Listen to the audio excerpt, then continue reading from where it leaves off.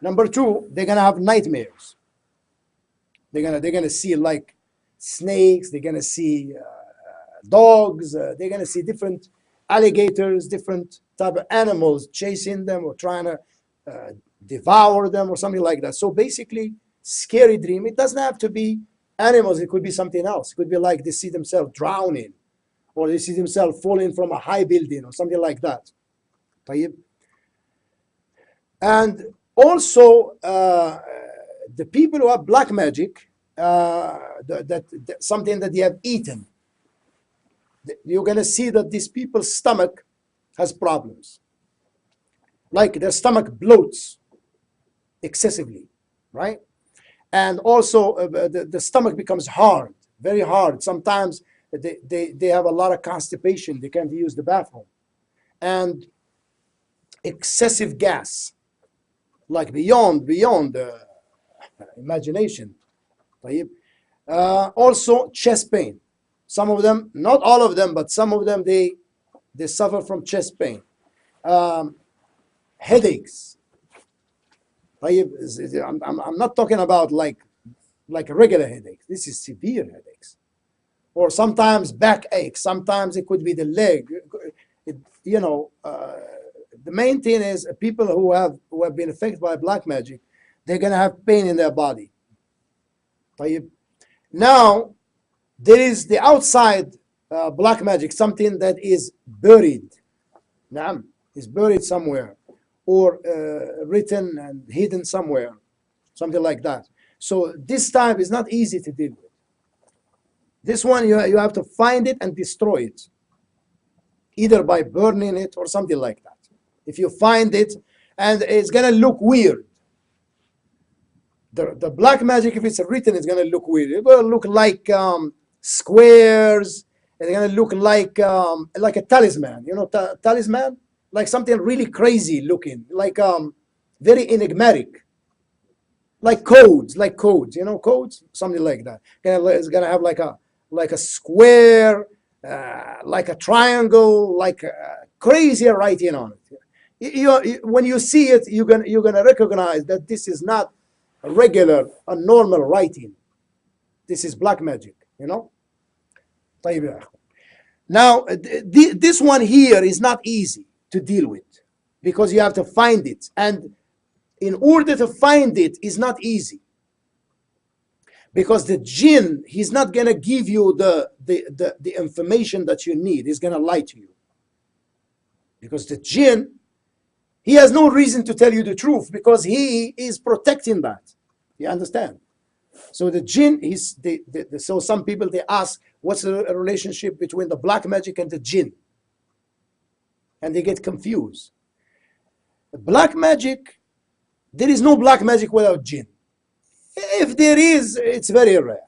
But in general, black magic is always associated with the jinn. Okay, this jinn, his job is to protect the black magic. Okay? Is to protect the black magic. Plus, to do the job that he's sent for. I'll give you an example. Now, you have a man and a woman, right? Okay, now, if someone did black magic on one of them, either on the husband or the wife, right? So he targeted one of the spouses. Okay, now this is called Sihr Tafriq. Black magic of separation. They want to break up the husband and a wife. Okay, how are they going to do that? The jinn is going to cause friction. Okay, so one of them is going to go get crazy. You're going to get angry really bad, and they're going to start arguing and everything all the time. It does not stop. And they will argue for very trivial matters. You'll start laughing about things that they argue about. Yeah? But that's black magic. Yeah? So when they argue, they start arguing all the time, and friction is going to end up in them divorcing. So they're going to get divorced. That's what those criminals want. You know, they want them to be separated. Now the jinn, he's sent to do that job, is to separate between the husband and wife, and sometimes he may make the wife look ugly. You understand? She's not ugly, but he will put like a like he will make her look ugly to the husband. You understand? You don't understand. No, I mean, like he'd whisper. It's not. No, it's not whisper. He play with his eyes. You understand? Okay, I didn't know he had that ability. Yes, they do. Yes, yeah. So they can make the spouse look bad. Some of them, they say, when I look at my wife, she looks like a monster. You understand? No. So may Allah save us. May Allah save us. You don't want to have black magic. You don't want to have it. I just have one question. When you were talking about the one is outside black magic and you find the weird writing, is the person's name written somewhere in there? Sometimes they put the name of the person. Sometimes they don't put the name of the person. It depends. Now, how do you protect yourself from all this? We're coming to that, inshallah. Okay, now the second thing is evil eye. A lot of people, some people, they don't believe in evil eyes. Okay, some people, they, especially modern Muslims today, many of them, they don't believe in evil eye. Some of them, they don't even believe in black magic. But these are realities, ya akhwan. Evil eye exists. Exists, ya akhwan. And evil eye can happen not only from non-Muslim, but Muslim too. And the evil eye, when a person gives you the evil eye, it means that they have envy inside them. Their heart is full of envy. Okay, they don't want you to do well in school, right? Or because you have a business and your business is thriving, right? So they feel jealous. Naam. Assalamu alaikum. Yeah, we finished the class. We have some question and answer if you still want to listen and record it. Okay, طيب, inshallah. We can continue, inshallah. طيب. Okay. You want to stay on the line? Okay, طيب. Now. Can you hear me now?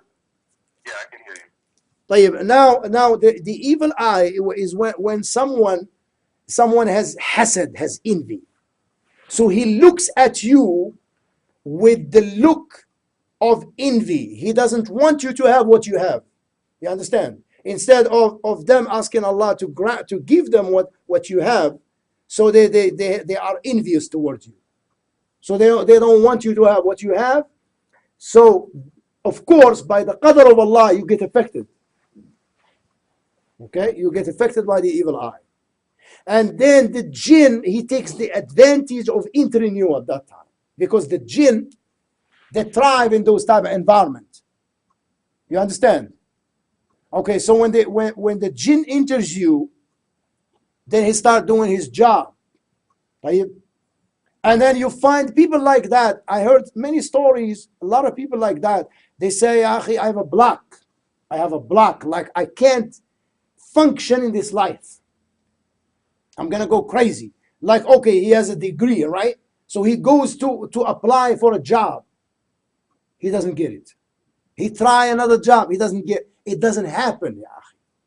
As long as the block is there and it has to be removed. You see? Same thing with black magic. If the black magic was intended to destroy somebody's business, I don't care what you do. Subhanallah, ya akhi, I heard enough stories from people that they cannot function, can't do anything. They can't be successful. They try the best. Some of them, they tell me that they're ready to make a business transaction, right? So the buyer will come at the last minute and change his mind. Yes, ya akhwan. At the last minute, he will change his mind. Okay, now that's number 2. Number 3 is the jinn possession without the involvement of black magic or evil eye. Okay, now this one has different reasons. One of them, al-ishq. Ishq is when a jinn falls madly in love with a human being. Yes, يا أخي. نعم نعم نعم. I dealt with those type of situations before. Okay, now this one usually it happens when someone his deen is not strong. Okay, and that'll answer what you said. How do you protect yourself? Okay, now when a person takes off his clothes before he goes to bed, right, and he doesn't say Bismillah, there is a chance the jinn will enter you. Naam ya akhwan. There is a chance the jinn will enter you. Why? Because if you don't say Bismillah, you're not protecting yourself. So that's how they can get you. A female jinn looks at you, she likes you, enters you. Okay, then your body is gonna change. You're gonna start like having the heat, like abnormal heat, shiverish, and you're gonna start like having chest pain, getting confused, dizziness, and you start having dreams, like sexual dreams, like you have a relation with this woman. Naam ya akhi. So in the morning you wake up tired. Naam. And then you see this woman seducing you or something like that. That's ishq. Must know that this is one. We have to protect ourselves. There's a lot of things like this. So this one is very common. Male and female. Sometimes it's the Muslim, the woman affected. Sometimes it's the man affected. So this is one. The other one is when you harm one of them without knowing. Like for instance, Shaykh al-Islam Ibn Taymiyyah mentioned that pouring hot water in the bathtub, in the toilet, I should say, in the toilet, if you pour hot water without saying Bismillah before you enter, there's a possibility you may get hurt. Oh, but if you say Bismillah before. Yeah. If you say Bismillah, you're protected. But if you don't say Bismillah, there is a possibility you may get harmed by them. Because if you kill one of them, you don't see them. They're there. It doesn't mean that they're not there. Allah said in the Quran, إِنَّهُ يَرَاكُمْ وَقَبِيلُهُ مِنْ حَيْثُ لَا تَرَوْنَهُمْ. That Shaitan and his allies, they see you while you don't see them. They are there, but you don't see them. It doesn't mean they're not there. So we have to protect ourselves. So when you pour hot water, before you do that, you say Bismillah, you protect yourself. You don't do it, you take a chance. If they harm you, they're going to harm you bad. If you kill one of them, they're going to retaliate. They're going to hurt you. So we have to, sometimes you may jump from a higher platform to the ground. And at night, especially Maghrib time and that time when they spread out. So we always have to protect ourselves. Bismillah, and always al-adhkar. Before you go to bed, make sure you make al-adhkar. The 3 quls and ayat al-kursi. And the last 2 ayat surah al-Baqarah. آمن الرسول بما أنزل إليه من ربه. And all the time al-adhkar. Inshallah, they will not be able to get you. But if you slack off and then and also music, listen to music. This is what they like. Love that. If you listen to music, it's like you're telling them, come on, join the feast. They're gonna come. They like that type of environment. When a person becomes weak in his iman and he commits so many sins, listen to music and do all these things, they're gonna come, ya akhwan. They're gonna come. That's what they like. The type of environment that they like. So how you protect yourself? Adhkar. Your iman has to be strong. Your tawheed. They don't like tawheed, ya ikhwan. They don't like it. One time I was given a lecture in Masjid Tawheed in Atlanta, and I was talking about Sihr. The Sheikh Salih Al-Fawzan, he has explanation of the nullifiers of Islam by Sheikh Al-Imam Muhammad Abdul Wahab rahimahullah. And that particular evening, I was going to talk about nullifier number 7. So I just started nullifying number 7, which is Sihr, black magic, right? So I just started talking about it, and there was a Yemeni brother there in the masjid. He got up and he said, he went nuts. يا إخوان. Yeah, he went nuts. He had black magic. Because the jinn inside of him, he couldn't take it. It's too much for him, you know. So what did you do? We did ruqya on him, me and the Imam Khalifa, Hafidahullah, we did ruqya on him. And then he felt better. But just to give you an example, that they don't like Tawheed. The jinn and the kuffar, they don't like Tawheed. Tawheed is the backbreaker of the jinn. They don't like it. And kuffar, because the majority of them, they are not Muslims, they're kuffar. And the jinn, they lie. From experience, they lie. They never tell you the truth. They lie. How do you come up with, how do you figure this out? How do I, by experience? By experience.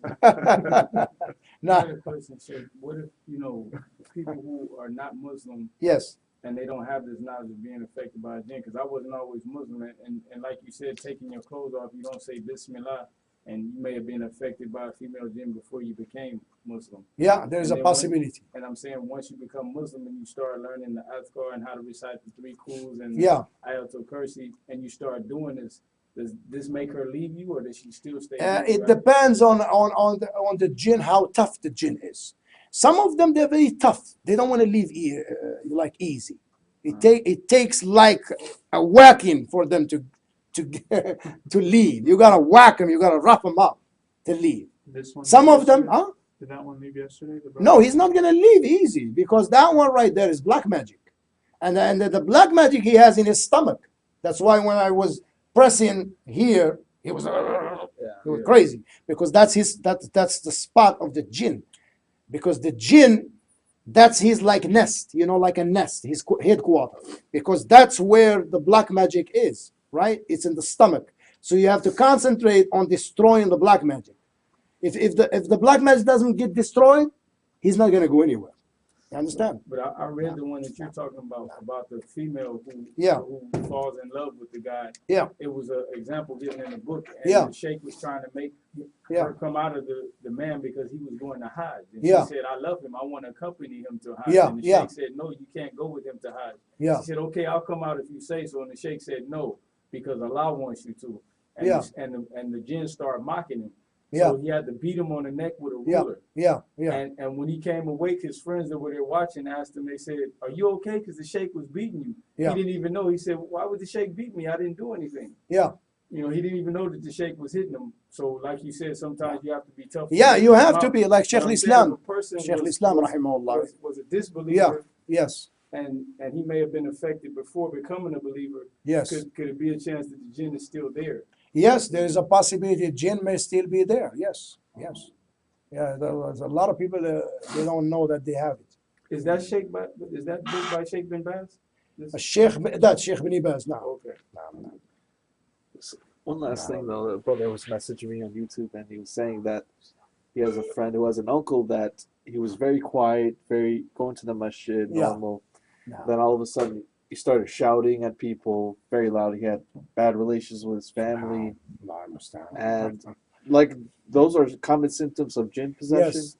It could be jinn, it could be mental problem. Sometimes it's mental problem also can do that. Okay. Assalamu alaikum Abu Asiya.